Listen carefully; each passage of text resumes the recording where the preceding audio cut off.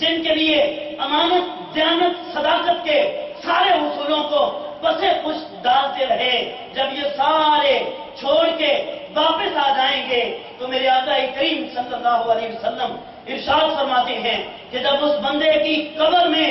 منکر اور نکیر آئیں گے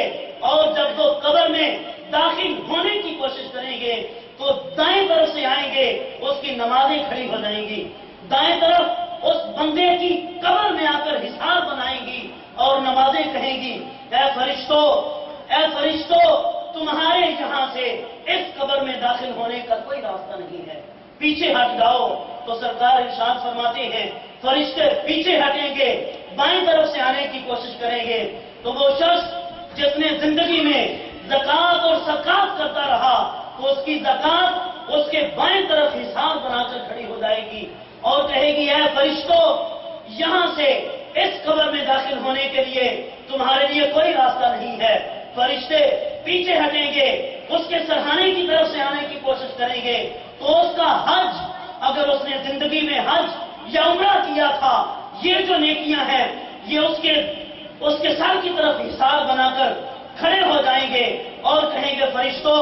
یہاں سے اس قبر میں داخل ہونے کا تمہارا کوئی راستہ نہیں ہے۔ جب فرشتے پیچھے ہٹیں گے، اس کے پاؤں کی طرف سے اس قبر میں آنا چاہیں گے، پاؤں کی طرف سے قبر میں داخل ہونے کی کوشش کریں گے تو پھر اس کی صدقات و خیرات جو نفسی عبادات کرتا رہا اس کے پاؤں کی طرف آ جائیں گے اور آ کر کہیں گے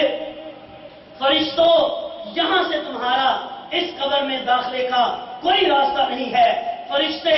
منکر اور نکیر بارگاہ خداوندی میں عرض کریں گے اے رب العالمین یہ کیسا تیرا بندہ ہے کہ اس کی قبر میں داخل ہونے کے لیے ہمارے لیے کوئی راستہ نہیں ہے، یہ تو اپنا اتنا انتظام کر کے آیا ہے، یہ تو اپنی پروٹیکشن کے لیے، اپنی حفاظت کے لیے اتنے لاؤ لشکر لے کے آیا ہے، اب اس کی قبر میں ہمیں داخلے کا راستہ نہیں مل رہا تو رب کائنات فرشتوں کو یہ فرمائے گا فرشتوں تمہیں اس بندے کی قبر میں جانے کی ضرورت نہیں ہے، تم دور ہی سے کھڑے ہو کر اس کا حساب و کتاب کر لو،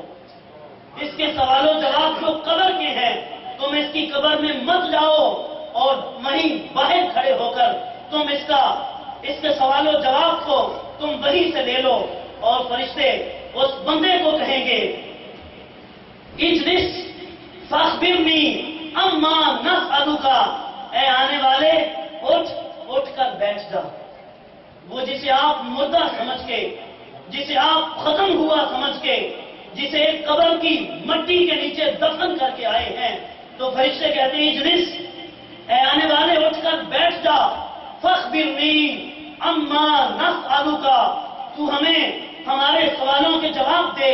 ہم تجھ سے جو کچھ پوچھنا چاہتے ہیں وہ ہمیں بتا۔ جب وہ فرشتے یہ کہیں گے فاخبرنی اما نفعلک تو وہ بندہ کہے گا ہاں پوچھو، مجھ سے کیا پوچھنا چاہتے ہو، مجھ سے کیا سوال کرنا چاہتے ہو؟ تو فرشتے یہ کہیں گے اے بتا من ربک، اے آنے والے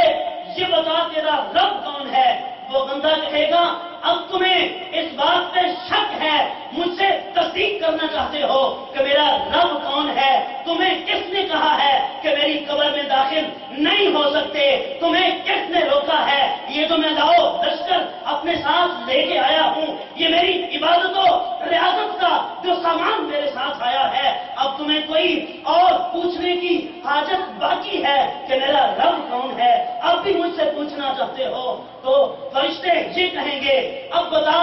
دوسرے سوال کی طرف بڑھیں گے تو آقا کریم صلی اللہ علیہ وسلم آپ کا چہرہ اقدس جب قبر میں سامنے نظر آئے گا تو فرشتے یہ پوچھیں گے ما کنت تقول فی حق ھذا الرجل، اے آنے والے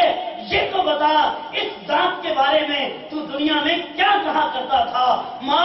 کنت تقول ماضی استمراری ہے، یہ نہیں کہ اب تو شان و عظمت کو دیکھ کر، اب تو جلوہ شوکت کو دیکھ کر اب تو مان جائے گا، آج لے ان کی پناہ، آج مدد مانگ ان سے، آج لے ان کی پناہ، آج مدد مانگ ان سے، پھر نہ مانیں گے قیامت میں اگر مان گیا، اگر وہاں جلوائے شان قدرت دیکھ کر تو مان جائے گا، وہاں کا ماننا کام نہیں آئے گا۔ اب بتا ما کنتا تقول فی حق ھذا الرجل، کہ اس ذات کے بارے میں، اس ہستی کے بارے میں کیا کہا کرتا تھا۔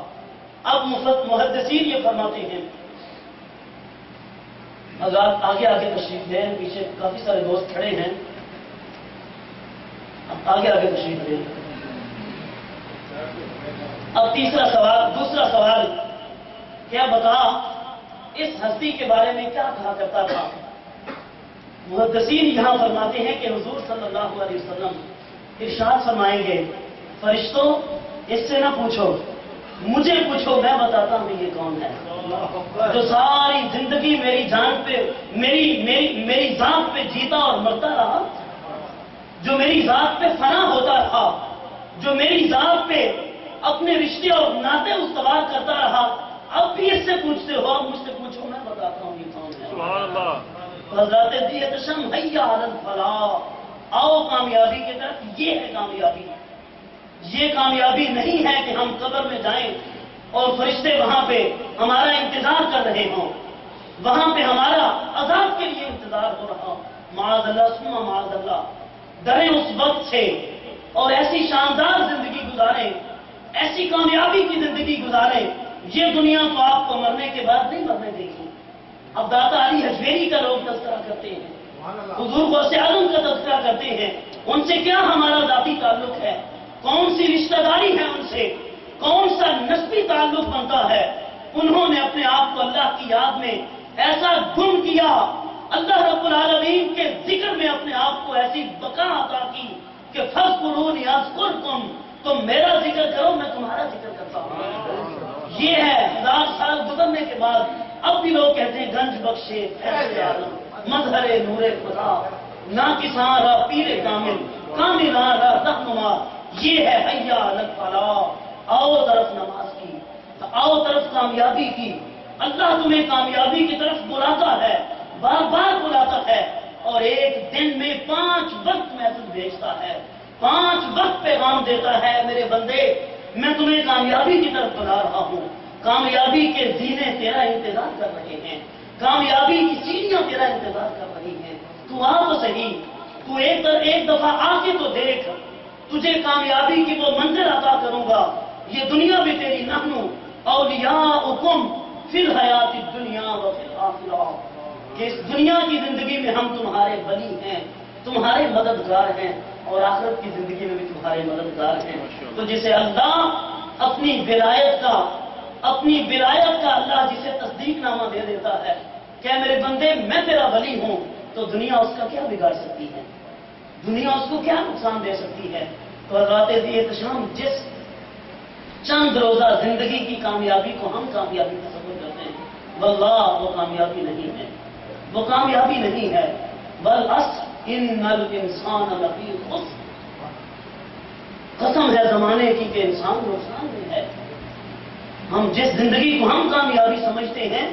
اگر اسی ڈگر پہ چلتے رہے تو ہم نقصان میں ہیں، خسارے میں ہیں۔ الا الذین آمنوا وعملوا الصالحات وتواصوا بالحق وتواصوا بالصبر،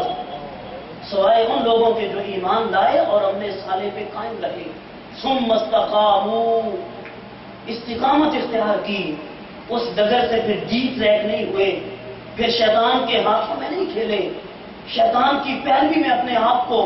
اپنی نسلوں کو تباہ و برباد نہیں کیا، اپنے اللہ کی یاد میں اپنے آپ کو محو رکھا، تو اللہ اس دنیا میں بھی اور آخرت میں بھی انسانوں کو زندہ رکھتا ہے۔ دعا ہے کہ رب کائنات ہمیں، جیسے ہم نے ذوق اور شوق کے ساتھ، محبت اور عقیدت کے ساتھ ماہ رمضان المبارک میں یہ اپنا معمول بنائے رکھا کہ ہم نے تراویح پڑھی، نماز پڑھی، تسبیحات پڑھی، قرآن کی تلاوت کی اور نمازوں کی پابندی کی، تو آپ یہ عہد کریں، آج کے دن یہ عہد کریں اس احکم الحاکمین سے، اے پروردگار ہم آج سے پہلے جو ہم سے خطا ہوئی، غفلت ہوئی، ہم نہ جانتے ہوئے، دانستہ نہ دانستہ ہم یہ کرتے رہے، لیکن اب تیری بارگاہ میں یہ عہد کرتے ہیں، اے مالک تجھے گواہ بنا کے کہتے ہیں، اے